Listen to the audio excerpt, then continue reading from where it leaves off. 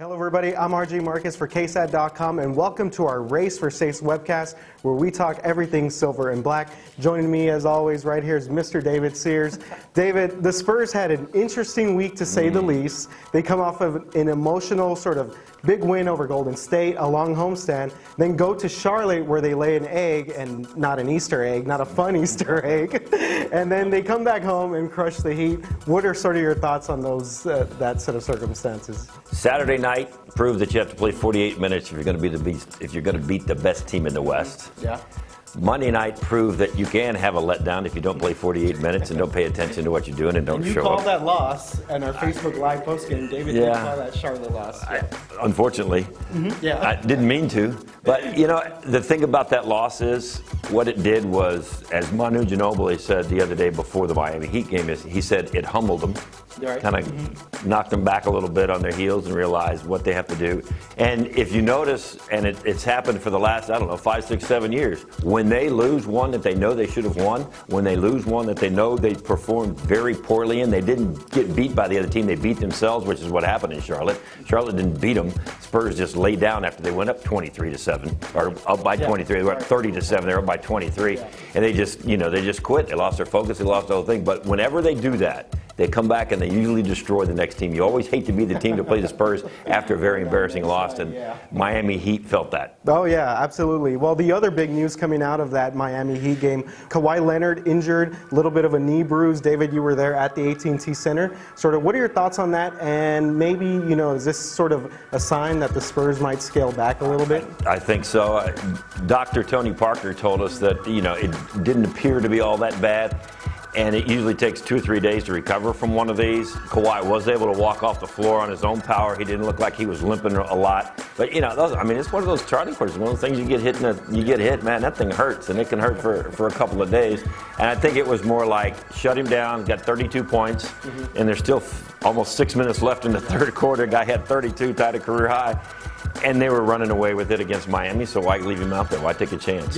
But to your other point, yes, I honestly think you're going to start seeing the Spurs start figuring out how to rest players as they go through the rest of the season.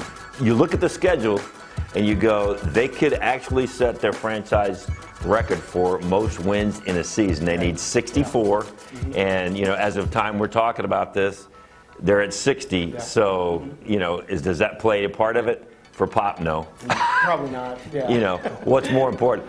They would probably say, I'd rather win 62 in an NBA championship than 64 and lose in the third round. So, I think we're all kind of thinking the same way. Just keep the guys healthy and have them ready for April. Although if the bench plays like the bench can play, they can get 3 or 4 wins without the starters. That's true.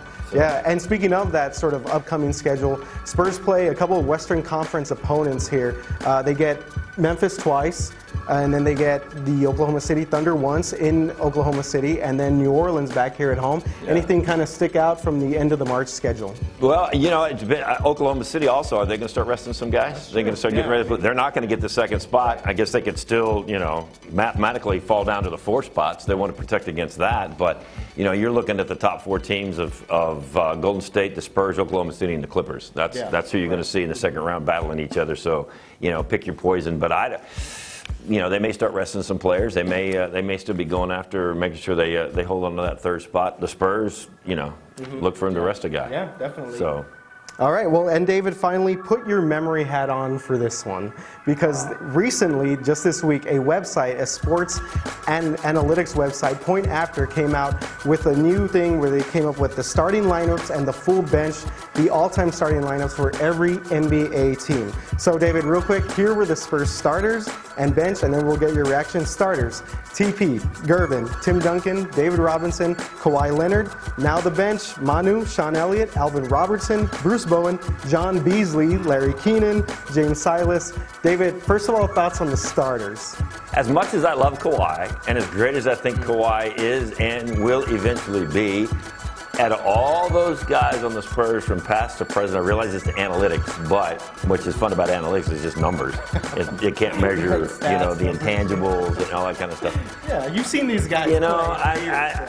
Is he ready to be a top 5 guy for the Spurs yet? Mm-hmm. I mean, you look at the list, you look it up in the rafters and all the guys' jerseys that are hanging from the rafters. Mm-hmm.